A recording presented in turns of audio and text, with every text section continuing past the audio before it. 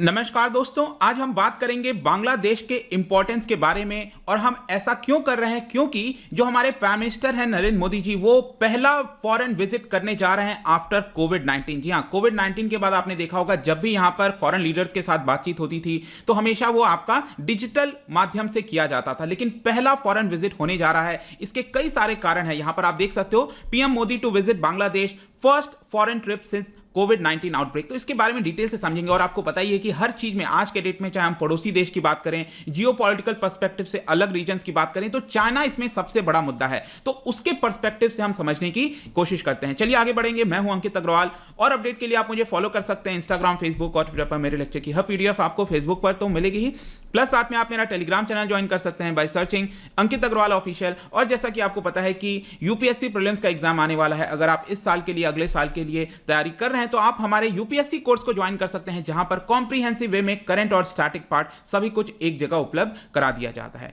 तो चलिए देखते हैं एग्जैक्टली हुआ क्या है। तो आपको पता होगा कि 27 मार्च को पहला फेज का चुनाव होने वाला है वेस्ट बंगाल के अंदर। और वेस्ट बंगाल में काफी लंबा चुनाव होगा, कई सारे फेजेस में किए गए हैं। उसके जस्ट एक दिन पहले जो प्राइम मिनिस्टर मोदी हैं वो यहां पर ढाका जाने वाले हैं। तो 26 और 27 वो वहां पर रहेंगे। और इसके तीन कारण है। देखिए, इस बार ढाका जाने का तीन कारण है। पहला, ध्यान रखिएगा कि जो शेख मुजीबुर रहमान हैं, मतलब कि जो अभी शेख हसीना के जो फादर हैं, उनका यहां पर 100th बर्थ एनिवर्सरी है। एक ये कारण है। दूसरा, आपको याद होगा 50 वर्ष हुए हैं इस बार, जो 1971 में बांग्लादेश फ्री किया गया था पाकिस्तान से। पहले ईस्ट पाकिस्तान हुआ करता था, 1971 में भारत की मदद से यहां पर बांग्लादेश का नया निर्माण किया गया। उसके बाद एक और तीसरा चीज है कि बांग्लादेश और भारत के बीच में यहां पर जो फॉर्मल रिलेशनशिप है, क्योंकि भारत पहला देश था जिसने यहां पर बांग्लादेश को रिकॉग्निशन दिया था। ठीक है, तो यहां पर तीन कारण है जिसकी वजह से इस बार का जो विजिट है वो बहुत ज्यादा इंपॉर्टेंट हो जाता है।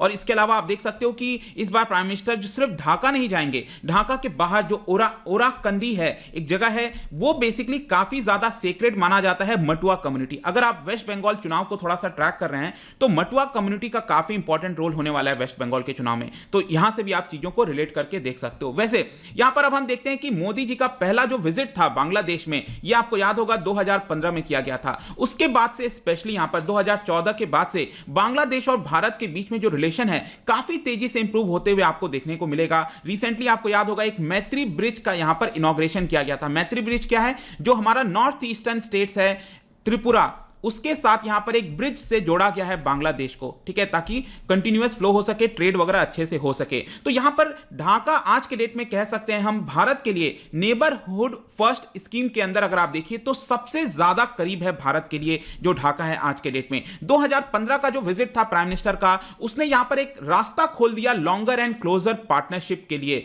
इसके अलावा यहां पर एक सबसे इंपॉर्टेंट एक और मुद्दा था। 2015 में अगर आपको याद होगा लैंड बाउंड्री एग्रीमेंट साइन किया गया था भारत और बांग्लादेश के बीच में, जहां पर जो एनक्लेव्स हैं दोनों देशों के अंदर, उसको एक्सचेंज किया गया था, जिसमें काफी हद तक लैंड जो है बांग्लादेश को दिया गया, कुछ लैंड हमारे हिस्से में भी आया था। लेकिन यहां पर एक सबसे बड़ा इंपॉर्टेंट मुद्दा था कि किस तरह से जो ममता बनर्जी जी हैं वेस्ट बंगाल की चीफ मिनिस्टर, उनको मनाया जाए और उनको भी बांग्लादेश साथ ले जाया जाए, ताकि एक पॉजिटिव यहां पर साइन जाए। और फाइनली यहां पर जो प्राइम मिनिस्टर हैं भारत के, वेस्ट बंगाल की चीफ मिनिस्टर हैं, और यहां पर आप देख सकते हो बांग्लादेश विजिट किए थे। और एक बहुत ही हिस्टोरिकल मूवमेंट था जब यहां पर पूरा लैंड बाउंड्री एग्रीमेंट, जो कि बहुत लंबे समय से कोशिश किया जा रहा था, ऑल्दो मैं बता दूं कि इसकी ज्यादातर चीजें जो हैं वो पिछली सरकार यूपीए के अंदर ही सब कुछ हो गया था, लेकिन फाइनली हम कहते हैं जो सिग्नेचर वाला काम होता है वो यहां पर 2015 में किया गया। तो चीजें हम कह सकते हैं कि 2014-15 के बाद से और ज्यादा रफ्तार पकड़ी है दोनों देशों के बीच में। लेकिन ये जो सेकंड विजिट है ये और ज्यादा इंपॉर्टेंट हो जाता है because of specially diplomatic significance के कारण,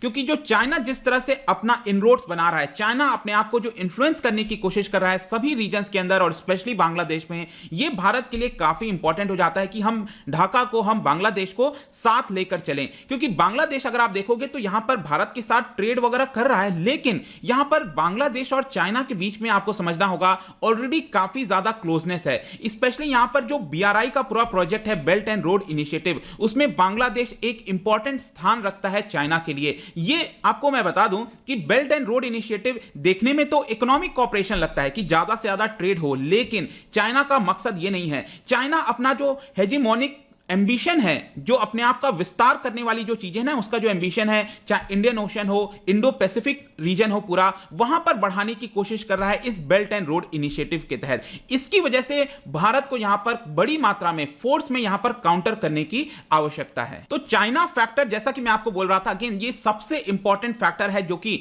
नई दिल्ली को यहां पर हमें ध्यान देना पड़ेगा, क्योंकि जो एम्बिशंस के हिसाब से चल रहा है चाइना, इसके लिए ये भारत के लिए बहुत मुश्किल हो जाता है। क्योंकि आपको समझना है, चाइना के पास तो बहुत रिजर्व रखा हुआ है, डॉलर्स काफी हैं, वो काफी आसानी से यहां पर जो अलग अलग प्रोजेक्ट्स हैं उसका यहां पर जो है आपका फंडिंग कर सकता है, काफी पैसे दे सकता है। और ऑब्वियस सी बात है, कोई भी जो देश होगा, जो छोटे मोटे देश होते हैं, आपने देखा होगा, वो काफी आसानी से चाइना के ग्रिप में आ जाते हैं, क्योंकि उनको फंडिंग की आवश्यकता है, वो आराम से यहां पर चाइना के साथ जा सकते हैं। इसके लिए भारत के लिए इसको संभालना काफी ज्यादा मुश्किल हो गया है। इनफैक्ट भारत के लिए जो बांग्लादेश है वो इतना इंपॉर्टेंट क्यों है, क्योंकि वो एक तरह का गेटवे है, आप कह सकते हो कि जो पूरा बे ऑफ बंगाल का रीजन है, ईस्ट एशिया है पूरा, वहां से हमें रास्ता खोल देता है उनसे और ज्यादा कनेक्ट करने में। आपको याद होगा, जब हम बे ऑफ बंगाल की बात करते हैं तो यहां पर जो बिम्स्टेक है, बिम्स्टेक क्या है, bay of Bengal initiative for multi sectoral technical and economic cooperation, 1997 में इसको बनाया गया था। तो यहां पर हमें ढाका, और इसका जो हेडक्वार्टर है, याद रखिएगा, ढाका के अंदर आपको मिलेगा, जो बिम्स्टेक का हेडक्वार्टर है। तो बेसिकली हमें क्या करना चाहिए कि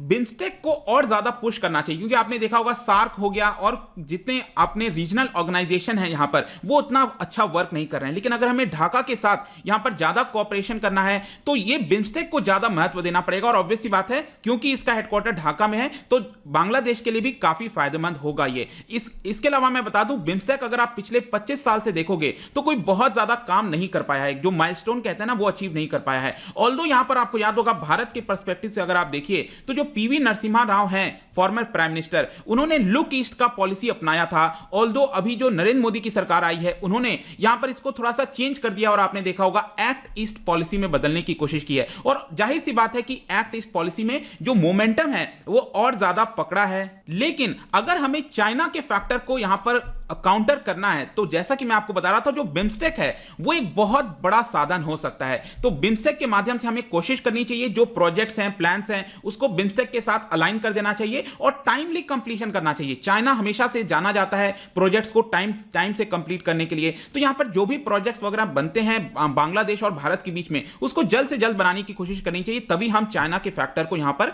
काउंटर कर पाएंगे। और इसके अलावा और क्या क्या चीजें हैं, जब प्राइम मिनिस्टर का सेकंड विजिट होने वाला है ढाका में, तो यहां पर मैं आपको बता दूं कि हमने अपनी जो इकोनॉमी है उसको कब ओपन किया था, 1991, आपको याद होगा, जो एलपीजी रिफॉर्म्स लाए गए थे। लेकिन क्या आपको पता है, बांग्लादेश 1982 में ही उसने अपने इकोनॉमी को ओपन कर दिया था, जो लिबरलाइजेशन की पॉलिसी है उसको अपना लिया था।